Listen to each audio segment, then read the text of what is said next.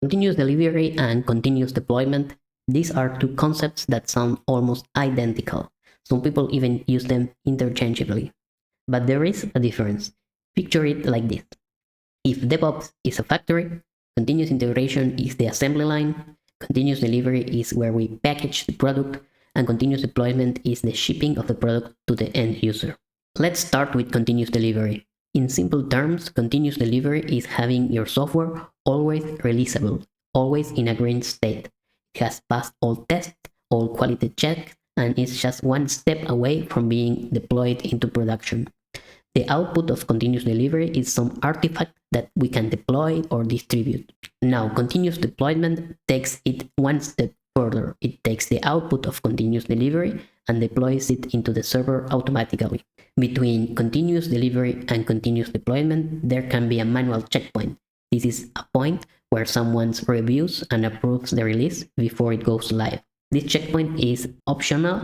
We can always deploy provided all the tests and checks have passed. So when we want to do continuous deployment without a manual checkpoint, we use a combination of end-to-end test and smoke test to decide if we can actually deploy. That is all. That's the difference between continuous delivery and continuous deployment. Continuous delivery means software is always releasable. We do this by building some artifact that we can deploy. And then with continuous deployment, we put that artifact into a server so people can use it. And I know it can sound stressful at first, but trust me, this is the way, because the code itself doesn't have any value until it's delivered to the users.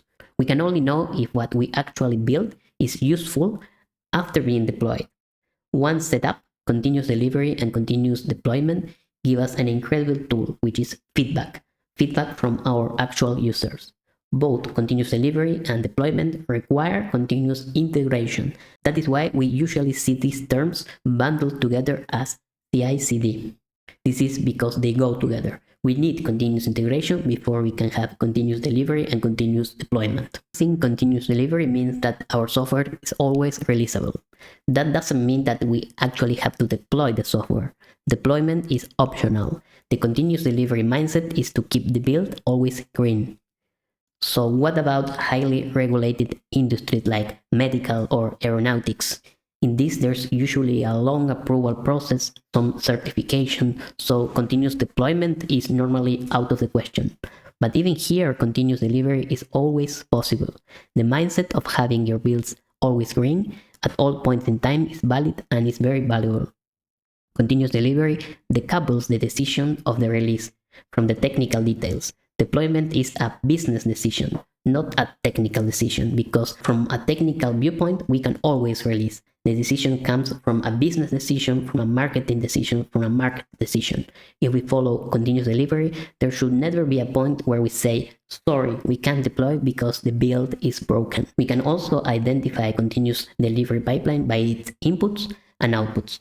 The input is just code that has been merged into the main trunk. The output can be binaries like compiled programs that are ready to run or be reviewed, can be packages or libraries that other developers can use in their applications, can be packages that have been transpiled and packed for the web, like when we use Webpack or we transpile from TypeScript to JavaScript. They can be container images, Docker images, WebAssembly artifacts, anything that's containerized and ready to be executed.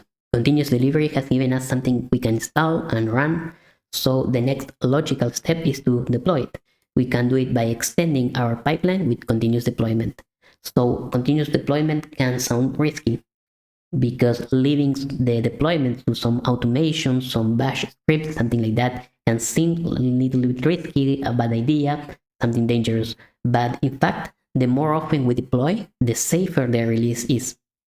Why is that? Because when we deploy frequently, we are dealing with smaller changes over time. So instead of a big, scary change that is likely to affect a lot of systems, we deploy smaller updates, smaller package more frequently. The smaller the change, the less the risk. And if something goes wrong, we know immediately and we can go back, fix it, or roll the change back very easily. The biggest advantage of continuous deployment is the speed. Features get into the hands of users faster. Code that is sitting in the repo is no benefit to no one. It's only after deployment that we can truly see if the feature is valuable, is being used at all.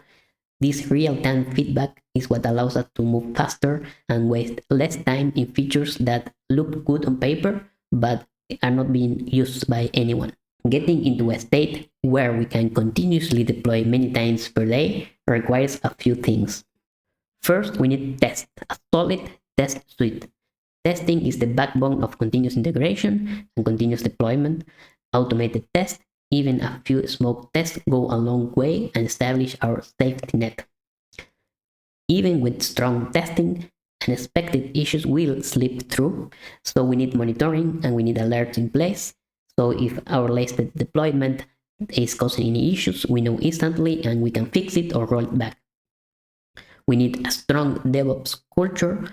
We can't have continuous deployment without developers and the operations teams being one and the same. They have to share responsibility for a fast and reliable release.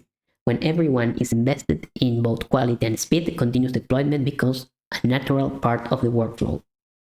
Finally, we need to work in small and frequent changes. This plus automated testing and real-time monitoring work together to make the whole process safer.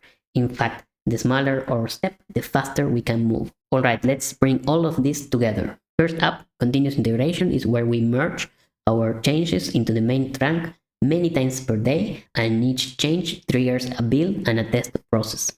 Continuous delivery, we automate the release process, so we put the code and everything the code needs to run in one package, and the software always releasable, always ready to be deployed or released to the public. And finally, we have continuous deployment. This is the natural extension of the process because we already have something that we can deploy. So the continuous deployment takes that package and put it into a server, into a cluster, into the cloud where users can actually access it. The ultimate goal of CI/CD and DevOps is to automate as much as possible the software lifecycle process from build, test, release, and deployment. This end-to-end process can be automated using CI/CD. Ideally, there is no waiting, there is no manual approvals, there's just a continuous flow of updates reaching users in real time.